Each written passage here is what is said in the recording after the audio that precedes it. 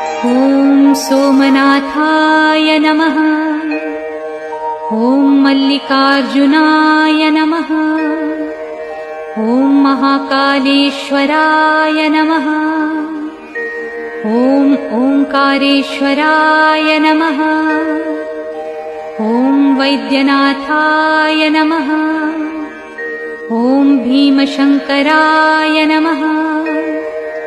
ॐ रामेश्वराय नमः। ॐ नागेश्वराय नमः। ॐ विश्वेश्वराय नमः। ॐ त्र्यंबकेश्वराय नमः। ॐ केदारेश्वराय नमः। ॐ भुस्मेश्वराय नमः।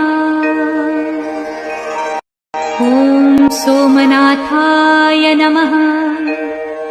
ॐ मल्लिकार्जुनाय नमः। ॐ महाकालेश्वराय नमः। ॐ ओंकारेश्वराय नमः। ॐ वैद्यनाथाय नमः। ॐ भीमशंकराय नमः। ॐ रामेश्वराय नमः। ॐ नागेश्वराय नमः।